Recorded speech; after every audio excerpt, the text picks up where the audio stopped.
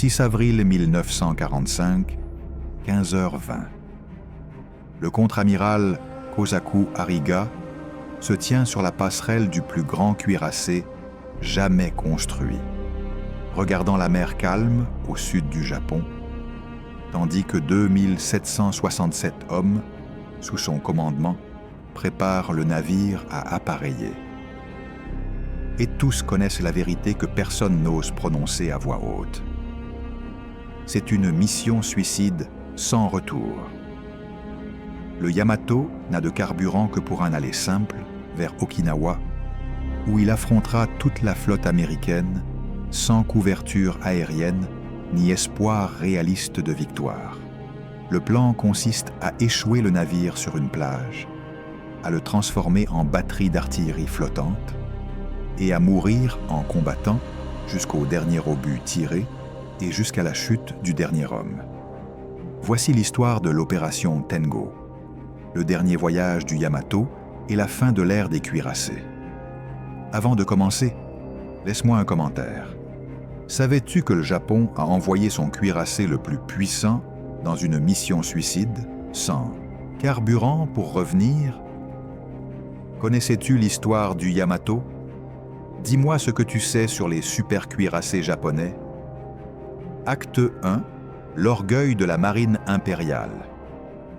Pour comprendre pourquoi le Japon s'apprête à envoyer son cuirassé, le plus précieux mourir sans aucun sens, en avril 1945, il faut comprendre ce que représente le Yamato et ce que signifie sa perte pour une nation qui a déjà tout perdu. Le Yamato a été construit dans le secret le plus absolu entre 1937 et 1940, dans les chantiers navals de Kure, en utilisant des techniques et des matériaux qui ont poussé l'ingénierie navale japonaise jusqu'à ses limites. C'est le cuirassé le plus grand jamais mis en service. 72 000 tonnes en charge complète, soit 20 000 tonnes de plus que n'importe quel cuirassé américain de l'époque. Son armement principal se compose de 9 canons de 460 mm répartis en 3 tourelles triples. Les plus gros canons navals jamais montés sur un navire de guerre, capables de tirer des obus de 1460 kg à 42 km, avec une puissance destructrice pouvant percer 650 mm de blindage à 20 km. Le blindage du Yamato est tout aussi impressionnant. Ceinture principale de 410 mm d'acier durci, pont blindé de 200 mm et tourelle avec 650 mm de blindage frontal, ce qui le rend pratiquement invulnérable aux feux d'artillerie conventionnels de n'importe quel cuirassé existant. Les concepteurs japonais croyaient avoir bâti une forteresse flottante indestructible, destinée à dominer toute bataille navale grâce à une combinaison de portée supérieure, de puissance de feu dévastatrice et de protection impénétrable. La philosophie derrière le Yamato reflète la doctrine navale japonaise des années 1930, appelée Kantai-Kessen, la bataille décisive des flottes.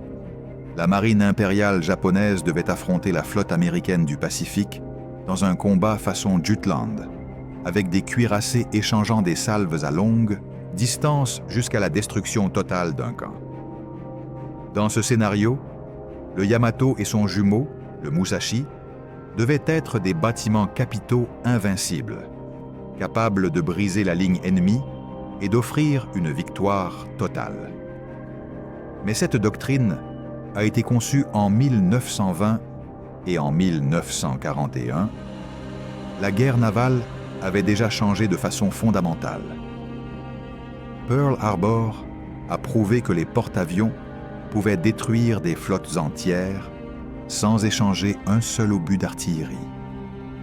Midway a confirmé que le cuirassé, en tant qu'arme décisive, était devenu obsolète. Et en 1945, la marine impériale japonaise a perdu tous ses grands porte-avions, la plupart de ses croiseurs, les 3/4 de ses destroyers et surtout, le contrôle total de la mer autour du Japon. La marine qui dominait autrefois le Pacifique, de Pearl Harbor jusqu'à l'océan Indien, est désormais réduite à se cacher dans les ports japonais, parce que sortir en mer signifie une mort presque certaine face à la supériorité aérienne américaine écrasante. Le Yamato a passé la majeure partie de la guerre comme un hôtel flottant, dissimulé à Truk ou ancré dans des baies japonaises, car les commandants japonais ne voulaient pas risquer leur navire le plus prestigieux dans une guerre où les porte-avions décidaient de tout. Il n'a participé qu'à quelques opérations limitées et en octobre 1944, à la bataille du golfe de Leyte, où il a coulé un porte-avions d'escorte américain avant d'être forcé à la retraite par des attaques aériennes. Son jumeau, le Musashi, a été coulé à Leyte par des avions américains après avoir encaissé, selon les estimations, 19 impacts de torpilles et 17 bombes, démontrant que même les supercuirassés ne peuvent survivre à des attaques aériennes massives et coordonnées. En avril 1945, la situation stratégique du Japon est désespérée au-delà de toute espérance rationnelle. Les États-Unis ont capturé Iwo Jima et envahissent Okinawa, à seulement 550 km du territoire principal japonais. La chute d'Okinawa donnera aux Américains des bases aériennes pour bombarder le Japon en permanence, ainsi qu'un port pour préparer l'invasion finale des îles principales. Une invasion qui pourrait tuer des millions de personnes. L'armée japonaise à Okinawa se bat avec une férocité totale, consciente qu'elle achète du temps avec son sang, mais elle est méthodiquement anéantie par une puissance de feu américaine supérieure. La marine impériale n'a plus de porte-avions opérationnels. Son aviation navale est détruite. Et le carburant est si rare qu'ils peuvent à peine faire sortir quelques destroyers pour des patrouilles défensives autour du Japon. Tout ce qu'il reste de l'ancienne armada, c'est le Yamato, ancré à Kure, accompagné de quelques croiseurs et destroyers sans mission utile, parce que sortir en mer sans couverture aérienne est du suicide. Et il n'y a plus de couverture aérienne disponible. À Tokyo, le haut commandement naval débat « Que faire du Yamato ?»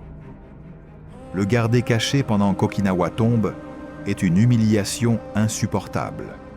Mais l'envoyer se battre sans soutien aérien contre une flotte américaine qui aligne 40 porte-avions autour d'Okinawa est un gaspillage assuré du dernier symbole de puissance navale japonaise.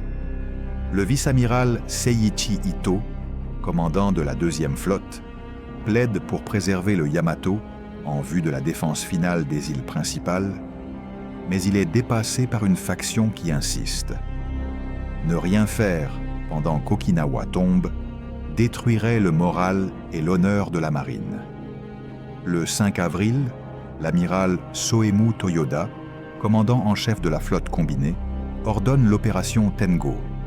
Le Yamato appareillera vers Okinawa avec l'escorte du croiseur Yahagi et de 8 destroyers. Sa mission, percer les défenses navales américaines autour d'Okinawa, s'échouer sur les plages occidentales de l'île et utiliser ses canons principaux comme artillerie fixe pour appuyer les troupes japonaises au sol jusqu'à sa destruction. L'équipage combattra jusqu'à la mort. Il n'y a aucune attente de survie. C'est une opération kamikaze navale conçue davantage pour l'effet symbolique que pour un impact tactique réel. Quand l'ordre arrive à Kure, la réaction des officiers du Yamato est un mélange de résignation et de rage, parce que tous comprennent qu'il s'agit d'un suicide sans utilité. Le contre-amiral Ariga lit l'ordre à ses officiers supérieurs dans un silence tendu, puis demande « Quelqu'un a-t-il des objections ?» Personne ne parle, parce que objecter une mission suicide décidée par le haut commandement serait une lâcheté impardonnable. Mais plusieurs ont les larmes aux yeux, comprenant qu'on s'apprête à jeter 2767 vies et le dernier cuirassé du Japon dans un geste symbolique vide. Le plus gros problème, c'est le carburant. En avril 1945, les réserves pétrolières japonaises sont presque épuisées à cause de la campagne sous-marine américaine qui a coulé pratiquement toute la flotte marchande japonaise, coupant les importations de pétrole d'Asie du Sud-Est. Le Yamato a besoin de 6300 tonnes de fioul lourd pour un aller-retour jusqu'à Okinawa. Mais les réservoirs de stockage à Kure ne contiennent que 4000 tonnes au total. Littéralement tout le carburant disponible pour l'ensemble de la marine. Ravitailler le Yamato signifie qu'aucun autre navire ne pourra opérer pendant des semaines. Les ingénieurs calculent qu'ils peuvent charger 2500 tonnes. Assez pour un aller simple avec une petite marge de manœuvre pour le combat, mais certainement pas assez pour revenir. Cela confirme que la mission est conçue comme un suicide, sans plan d'évacuation ni de sauvetage. Ariga accepte ce carburant en sachant que ses hommes sont envoyés mourir sans aucun espoir. De retour, l'équipage apprend la nouvelle cette nuit-là. Les réactions vont d'une détermination silencieuse à un désespoir à peine contenu. Les marins écrivent leurs dernières lettres à leurs familles, sachant qu'ils ne les reverront jamais. Certains vont prier dans les sanctuaires du navire. D'autres boivent jusqu'à l'ivresse, lors de leur dernière nuit avant le départ. Les officiers tentent de maintenir le moral, parlant de l'honneur de mourir pour défendre la patrie. Mais il est difficile de masquer l'évidence. C'est un gaspillage de vie dans une mission sans objectif militaire réaliste. Le vice-amiral Ito, qui commandera l'opération depuis le Yamato, est un vétéran de multiples batailles navales et il comprend parfaitement qu'on les envoie mourir sans but tactique réel. Lors de la dernière réunion avec ses officiers, il dit quelque chose qui résume toute la tragédie. Cette mission est une stupidité extraordinaire, mais les ordres sont les ordres et nous mourrons comme des guerriers. C'est un aveu remarquable. Même le commandant considère la mission comme un suicide absurde. Mais la culture militaire japonaise ne permet pas de désobéir à un ordre direct du haut commandement, quelle qu'en soit l'absurdité. Le 6 avril à 15h30, le Yamato lève l'ancre et commence à sortir lentement de la baie de Kure, suivi du croiseur Yahagi et de 8 destroyers, formant la force de surface spéciale d'attaque, un euphémisme pour dire « escadron kamikaze naval ». Les marins sur le pont regardent de la côte en sachant qu'ils ne reviendront jamais. Dans le port, certains pleurent à chaudes larmes en voyant l'orgueil de la marine partir vers une destruction certaine. Acte 2, la chasse commence. Le Yamato et son escorte naviguent vers le sud, à travers la mer intérieure du Japon, en direction du détroit de Bungo, la principale sortie vers l'océan. Pendant qu'ils avancent, le Miyomasedama vice-amiral Ito transmet un dernier message à tous les équipages. Le destin de l'Empire repose sur cette opération. Chaque homme doit combattre jusqu'à son dernier souffle avec une foi absolue dans la victoire. Ce sont des mots inspirants, mais creux, parce que tout le monde à bord sait qu'il n'y a aucune possibilité de victoire, seulement une mort retardée. La formation progresse en zigzag défensif à 20 nœuds, une vitesse relativement lente parce que les destroyers les plus anciens ne peuvent pas maintenir les 27 nœuds maximum du Yamato. Et ils doivent aussi économiser du carburant pour avoir une chance de revenir, même si le Yamato, lui, n'a pas cette option. Les vigies scrutent en permanence le ciel, car la menace principale n'est pas la flotte de surface américaine, mais les avions. Eux peuvent frapper bien avant que la force japonaise ne s'approche d'Okinawa. Ce que les Japonais ignorent, c'est qu'ils ont été repérés presque immédiatement après avoir quitté Kure. Des sous-marins américains patrouillent constamment les eaux autour des bases navales japonaises, attendant exactement ce type de sortie. À 16 heures, le sous-marin USS Threadfin capte acoustiquement la formation et signale multiples contacts de surface se dirigeant vers le sud à grande vitesse, probablement une force d'attaque importante. Le rapport arrive à l'amiral Raymond Spruance, commandant de la 5e flotte, qui coordonne les opérations navales autour d'Okinawa. Spruance lit le rapport et comprend instantanément ce qui se passe, car le renseignement naval américain surveille les communications japonaises et sait qu'une opération majeure se prépare. L'idée que le Yamato sorte sans couverture aérienne paraît si suicidaire que certains officiers américains doutent d'abord du rapport, croyant à un groupe plus petit. Mais la reconnaissance aérienne confirme. Le super cuirassé japonais est en mer et il navigue droit vers Okinawa. La réaction de Spruance est froide, calculée, létale. Il dispose de la Task Force 58, 11 porte-avions de flotte, plus 6 porte-avions légers, transportant plus de 1000 avions, chasseurs, bombardiers en piqué et torpilleurs.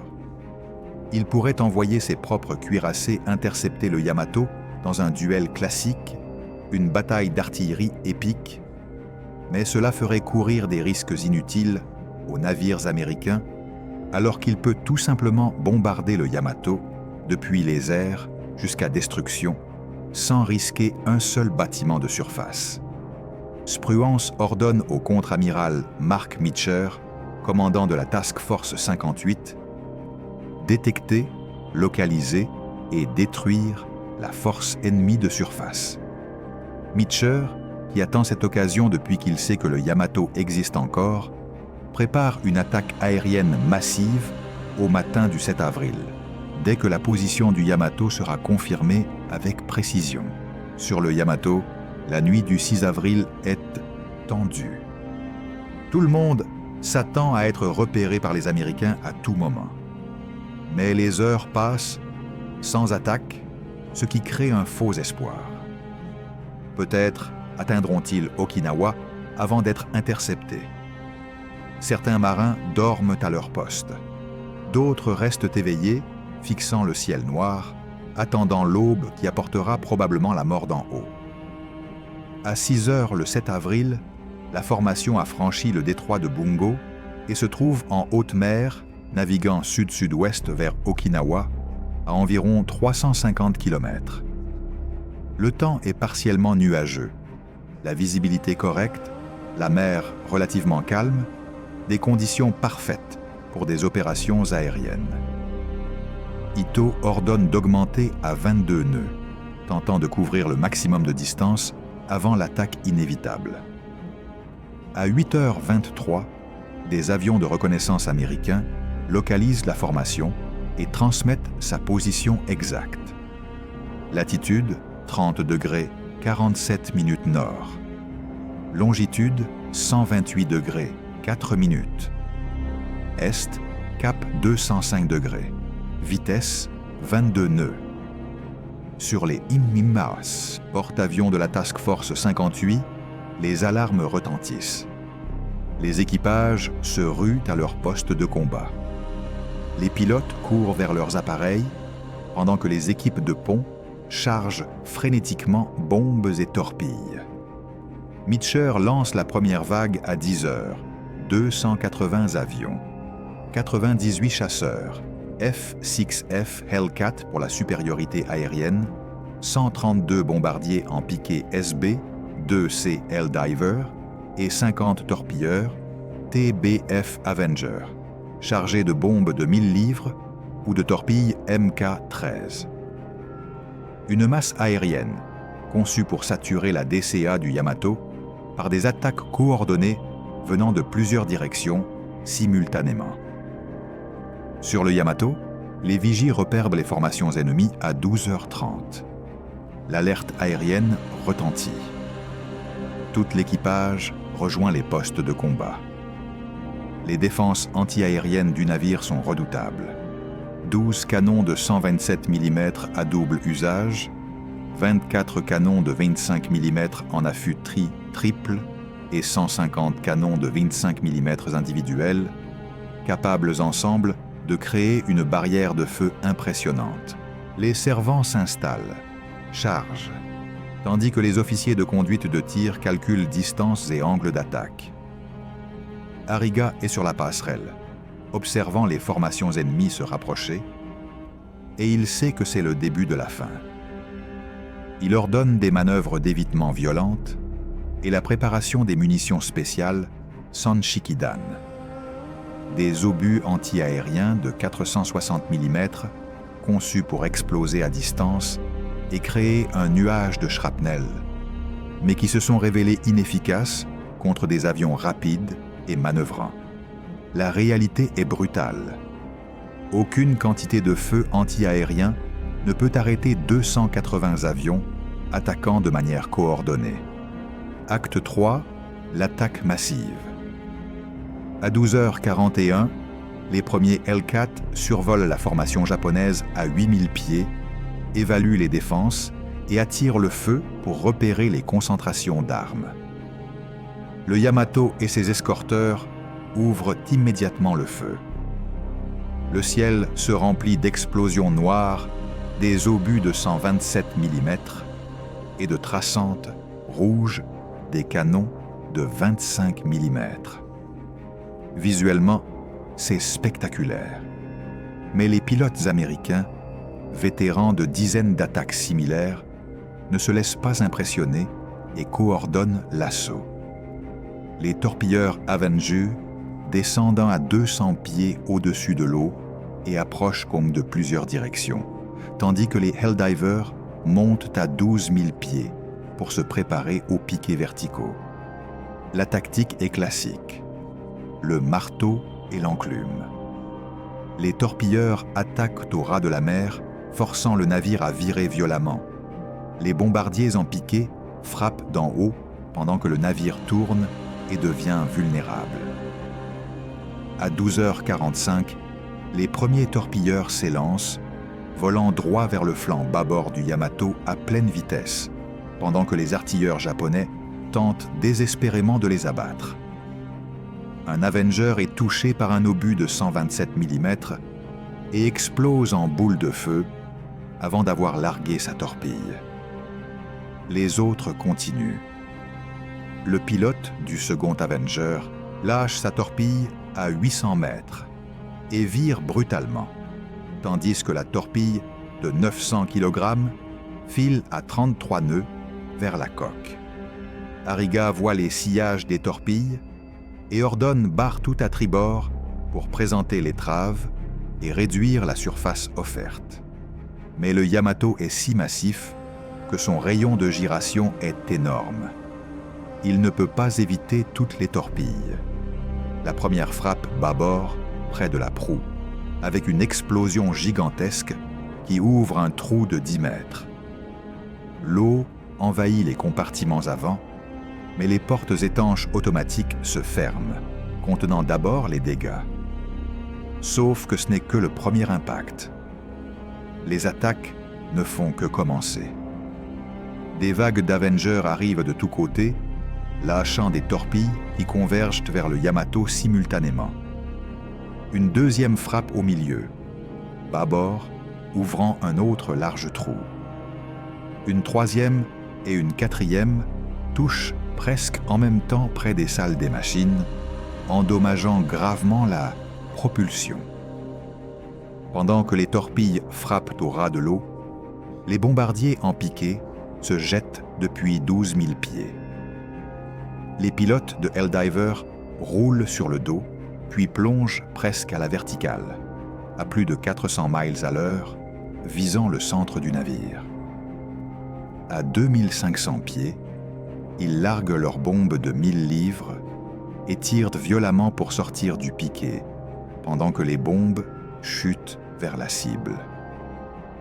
Les bombes frappent le pont blindé du Yamato avec des explosions terrifiantes. Mais le blindage de 200 mm résiste à la plupart des impacts directs, causant surtout des dégâts superficiels. Pourtant, certaines bombes touchent des zones moins protégées, superstructures, cheminées, postes d'armes, provoquant une destruction massive du matériel et des pertes parmi les servants exposés. Une bombe perce le pont près de la tourelle principale numéro 2 et explose à l'intérieur, déclenchant un immense incendie secondaire qui tue des dizaines d'hommes et endommage les systèmes de conduite de tir.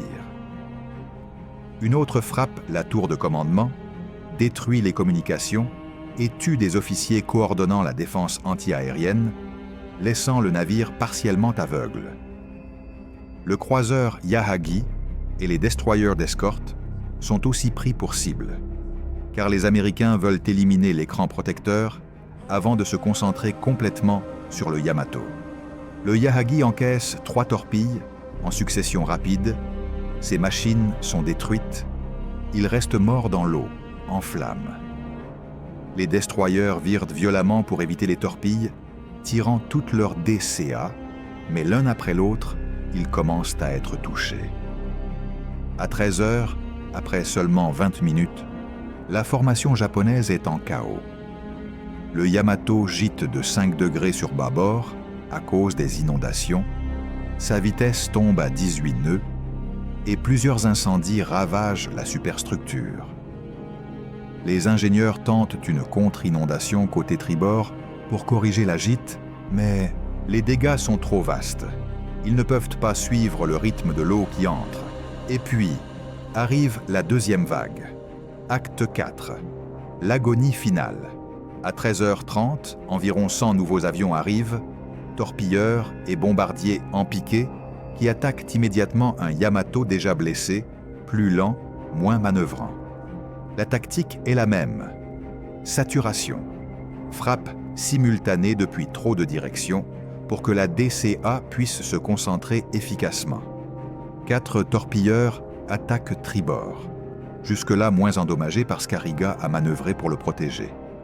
Mais avec la vitesse réduite et les commandes altérées, le navire ne peut plus éviter.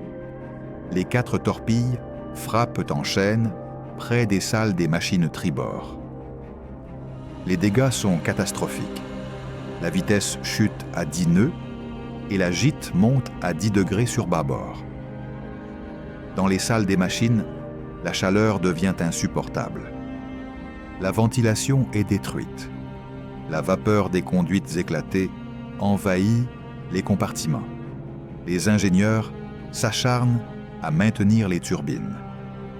Puis, les lumières s'éteignent lorsque les générateurs tombent, ne laissant que l'éclairage d'urgence. Les communications avec la passerelle deviennent intermittentes. Câbles coupés, circuits arrachés. Ariga comprend que le navire est en train de mourir, mais il ordonne de continuer vers Okinawa, parce que se rendre ou reculer n'est pas une option dans la culture militaire japonaise. Et de toute façon, il n'y a pas de carburant pour rentrer. La vitesse tombe à 7 nœuds, à peine plus qu'un pas de marche. La gîte grimpe à 15 degrés. Sur les ponts inclinés, tenir debout devient difficile. De nouvelles bombes frappent la superstructure, détruisent la tour de commandement principale et tuent le vice-amiral Ito et des dizaines d'officiers supérieurs, brisant la chaîne de commandement. Ariga survit sur une passerelle auxiliaire et tente de coordonner, mais les communications sont si endommagées qu'il n'arrive presque plus à contacter les différentes sections.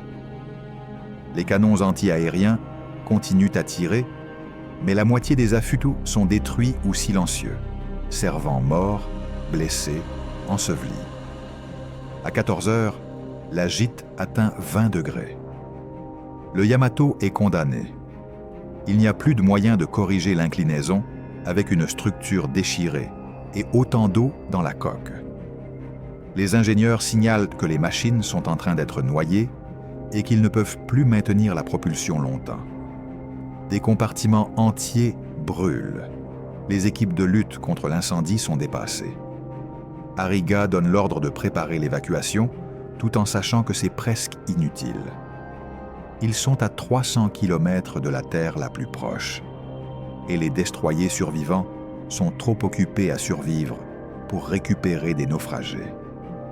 Certains hommes sautent déjà à la mer depuis des ponts inclinés.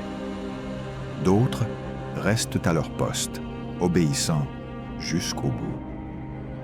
À 14h20, la gîte monte à 35 degrés et le Yamato commence à se retourner sur bâbord dans une lenteur atroce.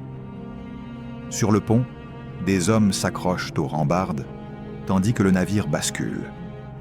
Des équipements lourds glissent, fracassent les cloisons, écrasent tout sur leur passage. Les tourelles de 460 mm, qui pèsent 2700 tonnes chacune, bougent dans leur logement en gémissant, métal contre métal, avec des bruits terrifiants. Arriga reste sur la passerelle auxiliaire, avec le drapeau naval japonais attaché à la ceinture, décidé à couler avec son navire, selon la tradition. Autour de lui, des officiers survivants se mettent au garde à vous, conscients que ce sont leurs dernières secondes. Certains crient « Banzai !» pendant que le navire continue de se retourner et que la mer envahit la passerelle. À 14h23, la gîte dépasse 45 degrés, le point de non-retour. La physique rend le retournement complet inévitable. Les tourelles principales finissent par se détacher et tombent à travers la coque vers bâbord, ajoutant des milliers de tonnes qui accélèrent la bascule. Des conduites de vapeur explosent, remplissant l'air de sifflements assourdissants et de vapeurs surchauffées qui tuent instantanément des hommes dans les compartiments internes. Des centaines d'hommes sont maintenant à l'eau, nageant désespérément pour s'éloigner, parce que lorsque le navire s'enfoncera, l'aspiration pourrait entraîner quiconque est trop proche vers les profondeurs. Certains ont des gilets, beaucoup n'en ont pas. Ils s'épuisent, boivent la mer, coulent, et puis, à 14h23 45 secondes, la catastrophe finale. Lorsque le Yamato approche des 90 degrés, l'une de ses soutes à munitions principales, remplie de tonnes d'explosifs pour les canons de 460 mm, est envahie par l'eau salée, provoque un court-circuit et enflamme les charges propulsives. L'explosion est apocalyptique. Une colonne de feu et de fumée s'élève à plus de 6000 mètres, visible à plus de 100 km. L'explosion pulvérise le navire, le brise en sections qui coulent rapidement, entraînant des centaines d'hommes piégés à l'intérieur. Des plaques de blindage de plusieurs tonnes sont projetées à des kilomètres. Des avions américains qui rentrent vers leur porte-avions sentent l'onde de choc secouer leurs appareils, et les pilotes regardent derrière eux. Une colonne monstrueuse marque la tombe du cuirassé le plus puissant jamais construit. En moins de 3 minutes après l'explosion, le Yamato disparaît totalement sous les vagues, emportant 2498 hommes, dont le vice-amiral Ito, le contre-amiral Arriga et presque tous les officiers supérieurs. Seuls 269 hommes survivront, récupérés par des destroyers japonais qui reviendront des heures plus tard pour chercher des survivants dans une mer couverte de débris, de corps et de nappes de pétrole s'étendant sur des kilomètres. Le croiseur Yahagi avait coulé 1 heure plus tôt après avoir reçu 7 torpilles et 12 bombes, emportant 446 de ses 1000 hommes. 4 des 8 destroyers d'escorte furent coulés avec des pertes combinées de plus de 1000 marins. Les 4 destroyers survivants parvinrent à s'échapper, sévèrement endommagés, avec de lourdes pertes. Les pertes américaines, en comparaison, sont dérisoires. 10 avions abattus, principalement par la DCA intense du Yamato avant que ses défenses ne soient saturées, et 12 aviateurs tués ou portés disparus. Un bilan si disproportionné qu'il prouve l'obsolescence totale du cuirassé à l'ère de la puissance aérienne navale. Acte 5. La fin d'une époque. La nouvelle du naufrage du Yamato parvient à Tokyo ce soir-là. Au haut commandement naval, c'est un silence stupéfait. Même si tout le monde savait que la mission était suicidaire, il existait une petite lueur d'espoir irrationnel. Peut-être que le super cuirassé parviendrait à accomplir quelque chose avant d'être détruit. À la place, il a été anéanti sans même apercevoir des navires ennemis et sans tirer un seul obus de ses canons principaux contre Okinawa. Pour le Japon, la perte du Yamato est un coup psychologique dévastateur. Il représentait les derniers restes du pouvoir naval qui dominait autrefois le Pacifique. Sa destruction confirme que la marine impériale n'existe plus comme force combattante efficace et que le Japon est totalement à la merci de la supériorité américaine en mer et dans les airs. Les familles des 3700 marins morts dans l'opération reçoivent des notifications officielles de mort au combat. Mais les détails complets de cette mission suicide sans sens sont censurés pour éviter d'effondrer le moral public. L'amiral Toyoda, qui a ordonné l'opération, n'a jamais admis publiquement qu'il s'agissait d'une erreur tactique massive. Mais dans ses mémoires, après-guerre, il reconnaît que Tengo était davantage une tentative désespérée de prouver que la marine n'était pas totalement inutile qu'une opération aux objectifs militaires réalistes. Il écrit « Nous préférions mourir avec honneur plutôt que survivre dans l'humiliation ». Cette phrase résume l'état d'esprit qui a envoyé des milliers d'hommes mourir sans utilité. Pour les États-Unis, le naufrage du Yamato est une victoire majeure, mais aussi, d'une certaine façon, anticlimatique. Beaucoup d'officiers américains espéraient une bataille de surface traditionnelle où leur cuirassé pourrait affronter le super cuirassé japonais dans un duel d'artillerie légendaire. Au lieu de cela, ce fut un exercice de puissance aérienne. Des avions relativement bon marché ont détruit le bâtiment capital le plus coûteux jamais construit, sans risque significatif pour la flotte de surface. L'amiral Spruance déclara plus tard « Le Yamato a été construit pour une époque qui s'est achevée à Pearl Harbor. Sa destruction n'a fait que confirmer ce que nous savions déjà. Les porte-avions sont l'arme décisive de la guerre navale moderne, et les cuirassés sont des reliques. » Une sentence dure et vraie. Après 1945, aucune nation ne construira de nouveaux cuirassés, reconnaissant qu'ils sont trop chers et trop vulnérables. L'épave du Yamato repose à 340 mètres de profondeur, à environ 290 km au sud-ouest de Kagoshima, là où il a coulé le 7 avril 1945.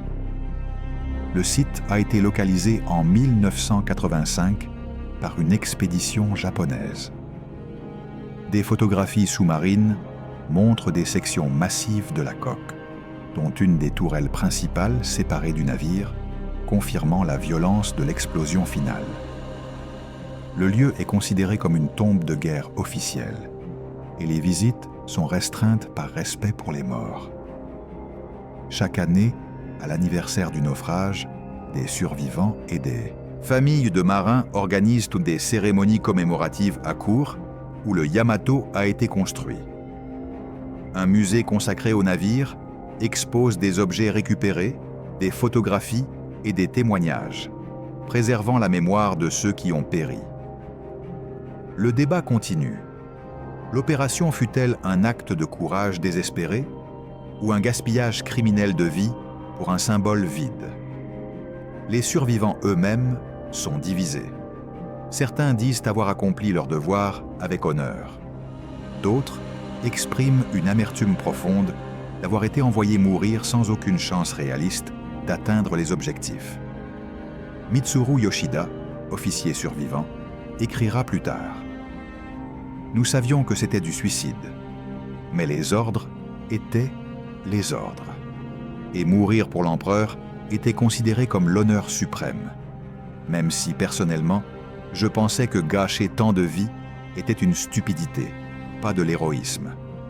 L'opération Tengo et le naufrage du Yamato représentent la fin symbolique de l'ère des cuirassés, commencé avec le HMS Dreadnought en 1906 et qui a dominé la pensée navale pendant 40 ans. Le cuirassé fut longtemps considéré comme l'arme suprême du pouvoir maritime. Les nations rivalisaient pour construire des navires toujours plus gros, toujours plus puissants, croyant que la domination des mers dépendait de la supériorité de l'artillerie. Pearl Harbor a montré que des avions pouvaient couler des cuirassés à quai. Midway a montré que les porte-avions décidaient des batailles de flotte.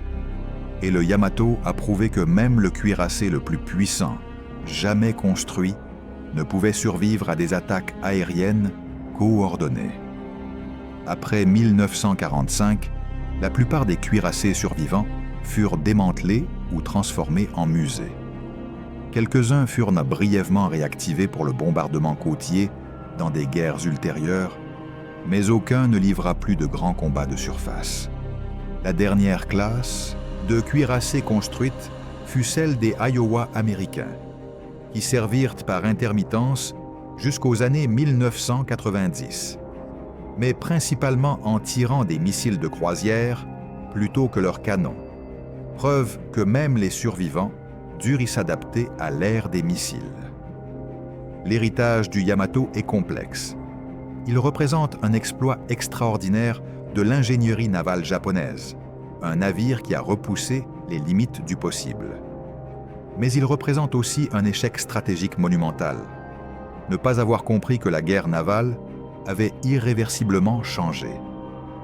Le Japon a englouti des ressources gigantesques dans des super cuirassés qui étaient déjà obsolètes avant même d'être achevés, pendant que les États-Unis construisaient des dizaines de porte-avions qui allaient dominer le Pacifique. L'histoire militaire regorge d'exemples où une technologie dominante devient soudain obsolète quand une autre apparaît. La cavalerie médiévale régnait jusqu'à ce que les armes à feu portatives la rendent vulnérable. Les châteaux fortifiés étaient imprenables jusqu'à l'artillerie de siège. Les cuirassés furent suprêmes jusqu'à ce que l'aviation navale les rende vulnérables. Les nations qui ne reconnaissent pas ces changements de paradigme et s'accrochent aux doctrines du passé finissent inévitablement par perdre face à des ennemis qui embrassent la nouvelle réalité. Épilogue. Les leçons du géant abattu. Le naufrage du Yamato demeure l'un des événements navals les plus significatifs de la Seconde Guerre mondiale, non pour son impact tactique, minimal, mais pour ce qu'il symbolise, le basculement irréversible de la guerre navale. Le navire le plus puissant jamais construit a été détruit en moins de 2 heures par des avions qui, individuellement, coûtaient une fraction de son prix, prouvant qu'une quantité coordonnée d'armes moins puissantes peut vaincre une puissance individuelle quand la technologie fondamentale change. Le chiffre de 3700 marins japonais morts dans l'opération Tengo est glaçant, surtout quand on réalise qu'ils n'ont strictement rien accompli. Le Yamato n'a jamais atteint Okinawa, n'a jamais tiré un seul obus contre les cibles qu'il devait bombarder. C'était littéralement une mission suicide sans utilité, conçue davantage pour sauver l'honneur perçu de la marine que pour obtenir un résultat militaire. Et c'est ce qui rend ces morts encore plus tragiques. Les familles reçurent des pensions, mais beaucoup subirent ensuite le poids de la honte et du silence dans le Japon d'après-guerre. gêné par des décisions militaires qui avaient amené à une défaite catastrophique. Il fallut des décennies pour qu'un débat honnête puisse exister. L'envoi du Yamato était-il la bonne décision ou un gaspillage criminel de vies jeunes?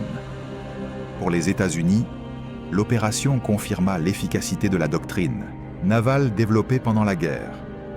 Les porte-avions projettent leur puissance à des centaines de kilomètres, tandis que les navires de surface restent relativement à l'abri. Cette doctrine dominera la pensée navale américaine pendant les 80 années suivantes. Les porte-avions au centre des flottes, les cuirassés définitivement relégués. Le contraste entre le Yamato et les porte-avions américains est éclairant. Le Japon dépensa environ 250 millions de dollars pour construire 2 super cuirassés qui participèrent à peu de batailles et furent rapidement coulés. Les États-Unis construisirent pour un coût comparable 24 porte-avions de flotte de classe Essex qui dominèrent le Pacifique pendant 3 ans et coulèrent des centaines de navires japonais. La différence ne fut pas la qualité d'ingénierie, mais la compréhension de la technologie décisive. L'histoire du Yamato est, au fond, la tragédie d'un orgueil national et d'une pensée obsolète. Des dirigeants s'accrochent à des doctrines du passé au lieu de s'adapter au nouveau monde. Le navire est le dernier souffle d'une époque où le tonnage et le blindage déterminaient la puissance navale, avant que la vitesse et la portée des avions ne rendent ces facteurs secondaires.